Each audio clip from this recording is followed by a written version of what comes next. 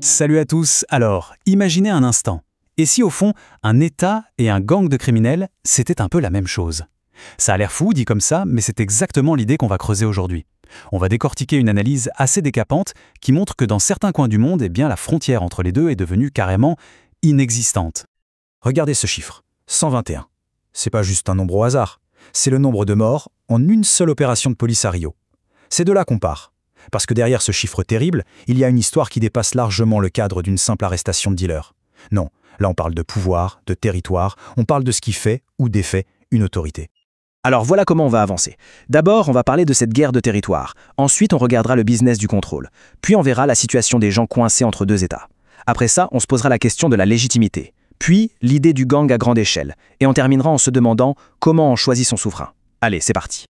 Alors, premier point, une guerre de territoire. Le sous-titre dit tout. Reprendre le contrôle des territoires perdus par l'État. Faut bien comprendre un truc. Le vrai problème ici, c'est pas la drogue. C'est la carte, c'est la géographie. Cette opération de police, c'était pas juste pour choper des dealers. C'était une vraie tentative de l'État brésilien de reprendre des quartiers entiers où, soyons clairs, il n'a plus aucun pouvoir. Et pour justifier ça, voilà le discours officiel du gouverneur. Il nous dit « Nous agissons avec la force maximale pour qu'il soit clair que l'État exerce le pouvoir ». Vous voyez ? Le message c'est « On est là pour restaurer l'ordre, pour protéger les bons citoyens », mais en lisant entre les lignes, c'est bien plus que ça. C'est une déclaration de guerre pour le contrôle du territoire. Point. Mais ça veut dire quoi, concrètement, perdre un territoire? Eh bien, imaginez des quartiers entiers, avec des barricades à l'entrée, des endroits où la police n'entre plus, des zones où l'État a tout simplement perdu ce qu'on appelle son monopole de la violence. Là-bas, ce sont les gangs qui font la loi. C'est eux qui décident qui entre, qui sort, qui paye quoi. C'est eux, l'État. Ok, deuxième partie, le business du contrôle. L'évolution du trafic vers un modèle d'État. C'est là que ça devient fascinant. Parce que pour comprendre comment on en arrive là, il faut se mettre dans la tête des chefs de gang. Et eux, ils ont eu une sorte de révélation. Ils ont compris qu'il y a un business bien plus juteux que la drogue. C'est de copier le modèle de l'État. Et cette phrase d'un ancien capitaine des forces spéciales le résume parfaitement. C'est bien plus que la cocaïne et la marijuana. Je vais prendre ce quartier. C'est le moment Eureka pour eux. Ils réalisent que vendre de la drogue, c'est bien. Mais contrôler le gaz, l'Internet, les transports pour des milliers de familles, c'est une autre dimension. C'est beaucoup plus stable et beaucoup plus rentable. Regardez ce tableau, c'est super simple. Le trafic de drogue, ça touche qui? Les consommateurs. C'est un marché limité. Mais les services comme le gaz, l'Internet, le transport, ça touche qui? Tout le monde, absolument tous les habitants. On passe d'un business de niche à un monopole total sur une population. L'équation économique est vite faite, hein? Troisième point maintenant. 2 États, une population. C'est là qu'on touche à la réalité quotidienne et franchement, c'est assez terrible pour les gens qui vivent là-bas. Ils se retrouvent à devoir servir 2 maîtres. Ils sont taxés, gouvernés, contrôlés par 2 pouvoirs qui sont en compétition. Ils sont littéralement coincés au milieu. Et là, la comparaison est juste hallucinante. D'un côté, le gang, le commando vermelho, qui impose ses prix sur le gaz, sur Internet. De l'autre, l'État brésilien, qui prélève ses impôts.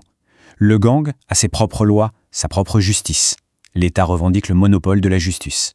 Le gang contrôle le passage avec des barricades. L'État contrôle les frontières. C'est un copier-coller, c'est un miroir presque parfait. Et ce n'est pas juste une analyse externe. Écoutez ce que dit cette juge. Il y a des endroits où l'État n'existe pas. La justice n'existe pas. L'huissier de justice n'y va pas, il ne peut pas y aller. C'est un aveu incroyable. C'est la justice elle-même qui reconnaît que sa souveraineté, son pouvoir, s'arrête net à l'entrée de ses quartiers. Un huissier, le bras armé de la justice civile, ne peut même pas y mettre les pieds.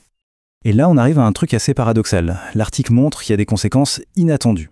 Quand l'État disparaît, ses lois disparaissent aussi. Et certaines de ces lois, comme l'obligation de payer une pension alimentaire ou d'envoyer ses enfants à l'école, sont vues comme un fardeau par certains.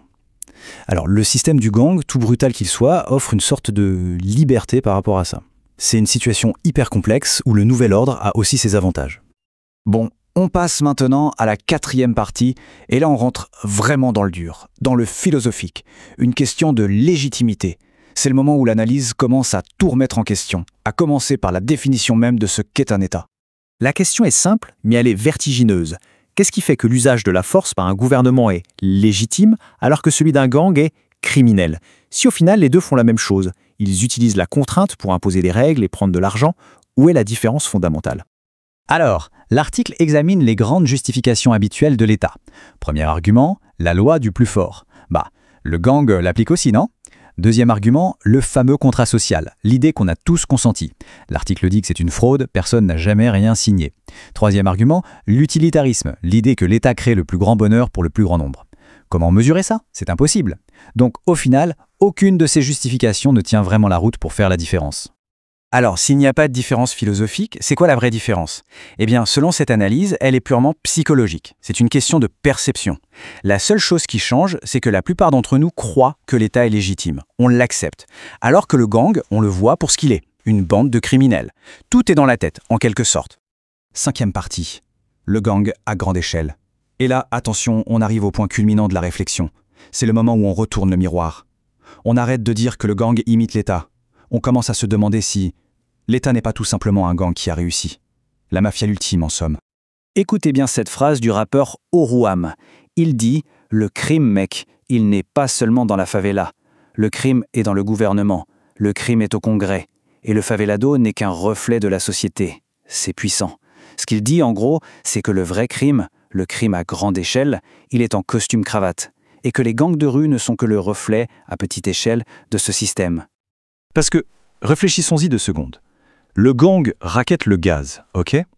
Mais l'État taxe absolument tout. Tout ce qu'on achète, tout ce qu'on vend, tout ce qu'on gagne, tout ce qu'on produit, tout ce qu'on investit. L'échelle de l'extorsion est incomparable. Et ça ne s'arrête pas à l'argent.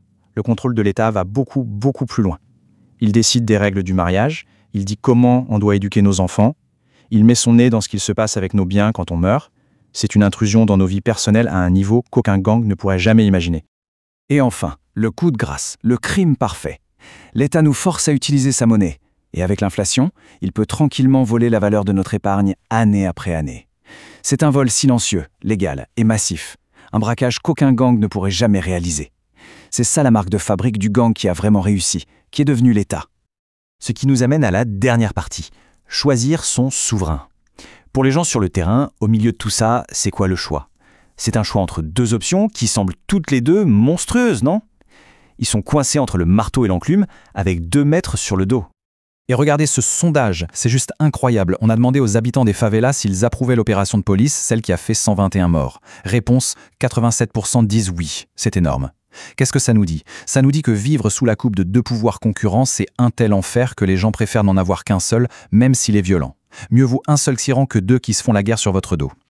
Et l'analyse nous laisse avec cette question finale, une question qui dérange. Si le gang et l'État sont juste 2 facettes de la même médaille, alors le vrai choix, ce n'est peut-être pas de savoir à quelle organisation criminelle on préfère obéir.